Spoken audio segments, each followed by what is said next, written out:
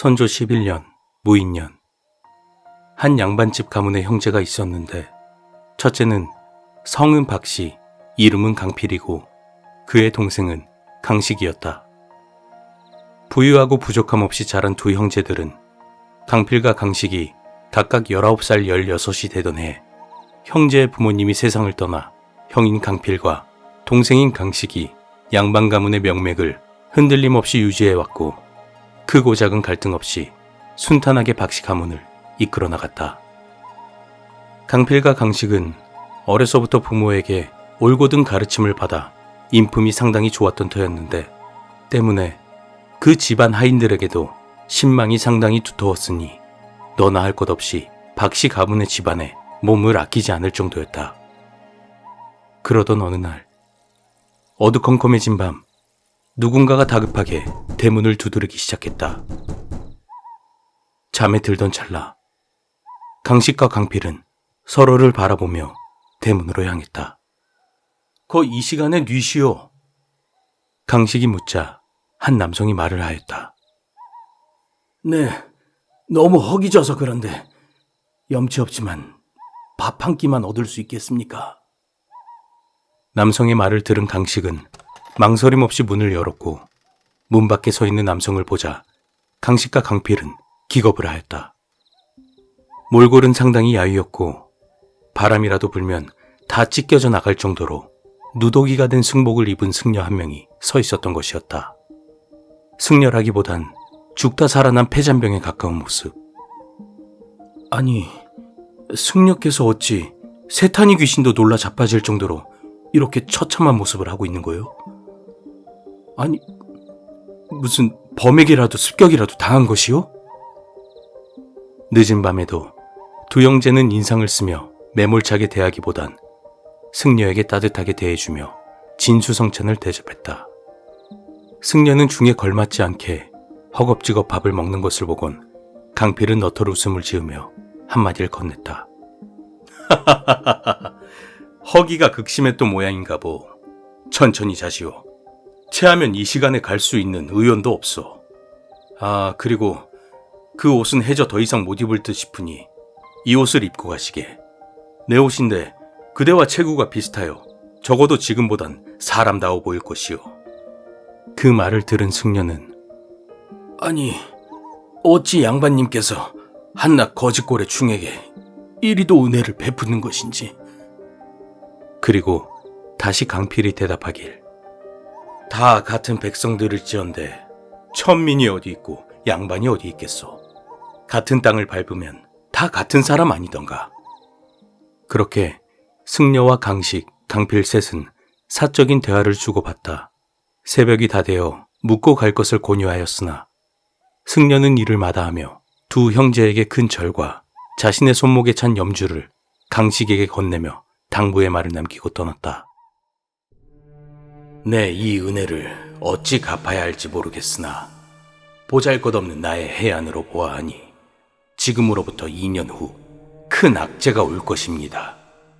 그땐 아우 되시는 분께선 제 발로 움직일 수 없을 지경에 이를 터이니 그날이 오기 전 보름달이 떴을 때 남쪽으로 13리 떨어진 뒷산 기슭에 위치한 사찰을 찾아오시고 귀하의 형님께서 불당을 찾기 전까진 절대로 아우께서는 이 염주화를 풀어놓거나 잃어버리지 마시길 간청드립니다. 라는 말을 남기고 발걸음을 재촉하는 승려의 뒷모습을 보곤 형제는 벙쪄 있었다. 인심써 밥을 대접했건만 이게 저주를 퍼붓는 것인지 아니면 정말 예견이라도 한 것인지 형제는 의아해했다. 그리고 정확히 2년 후 승려의 말대로 강식은 조금씩 이상해지기 시작하였다. 침을 질질 흘리며 알 수 없는 말을 짓거린다든지 눈가를 뒤집어 까고선 몸을 부르르 떨다 개거품을 물고 졸도를 했으며 아궁이 속 열기가 채 가시지도 않은 검은 숯덩이를 입에 넣고 씹는 것이 아닌가. 심할 땐 부엌칼을 들고선 자신의 허벅다리를 베어내며 검붉은 피가 옷을 적시는데도 아랑곳하지 않고 마치 미치광이인 양 웃기만을 반복했다. 보다 못한 강필은 용한 무당을 불러봤지만 열이면 열, 저주에 씌인 사람은 자신이 어찌할 수 있는 능력이 아니라며 도망가듯 박씨 형제의 집을 빠져나왔다. 그러다 강식이 자신의 손에 차여진 염주를 떼어내려 하는 것을 보고 이제서야 2년 전 승려의 당부가 생각난 강필은 재빨리 승려가 알려준 장소로 향했다. 도착한 강필을 눈치챈 듯한 사찰의 중은 뒤도 돌아보지 않고 말을 했다. 아니, 왜 이제서야 온 것입니까? 분명히 그날이 오기 전 보름달이 떴을 때 찾아오시라고 일러뒀건만 어찌 안 되겠소. 부탁드리오. 늦진 않았습니다. 그대들에게 입은 은혜가 하늘과 같아 내 목숨과도 맞받고 그분을 살려내는 것이 마땅하겠지요. 먼저 가서 기다리고 계십시오. 아직 시간이 있으니 그때까지 이 작은 조각상 4개를 들고 가시지요. 이건 사천왕상 아니오? 예, 맞습니다. 각각 광목천왕, 지국천왕, 다문천왕, 증장천왕이라 하여 악기들이 두려워하는 존재이지요. 때문에 그 악기를 붙잡아 두는데 탁월한 효과를 보일 것입니다.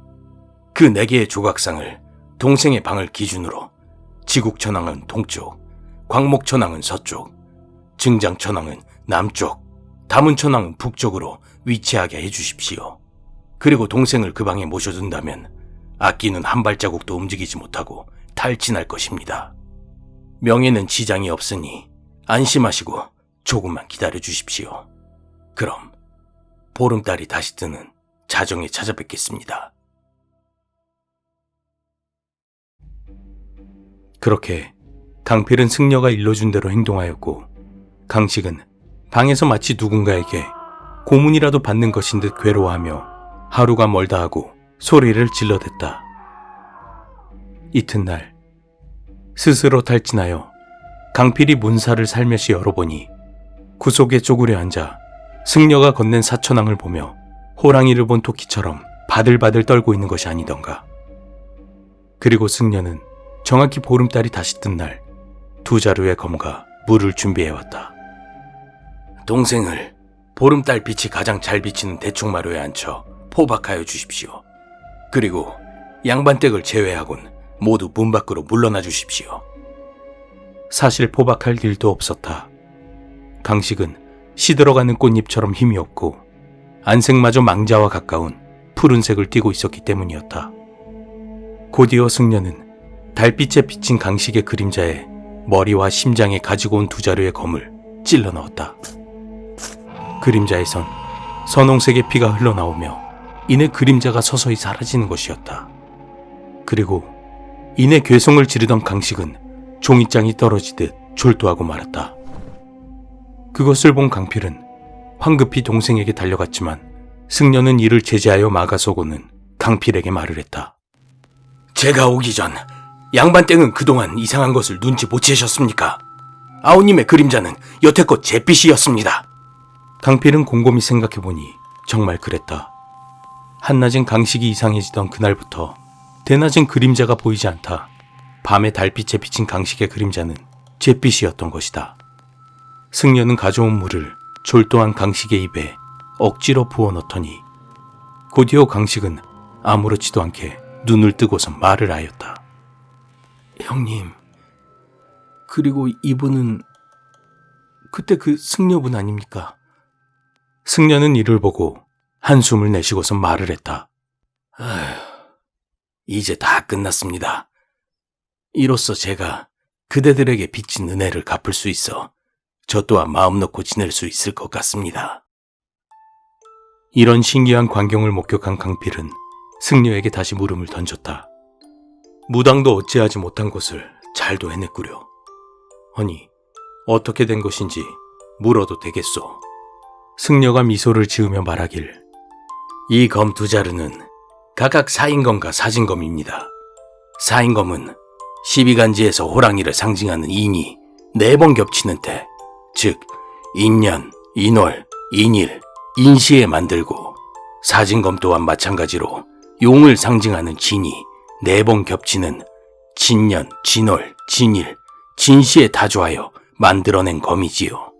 또한 동생에게 먹인 물은 북두칠성이 뜬 깊은 새벽의 전기를 받아 떠온 불입니다. 더불어 사촌왕은 집안에 고이 모셔두고 깨끗이 관리해 주십시오. 그렇게만 한다면 두 번 다시 귀신이 함부로 이 집에 들어오지 못하여 두 분에게 금은보화보다도 값진 부귀영화를 누리게 이끌어 줄 것입니다. 그럼 앞으로도 귀하의 인품에 어긋나지 않는 훌륭한 인물이 되길 빌겠습니다.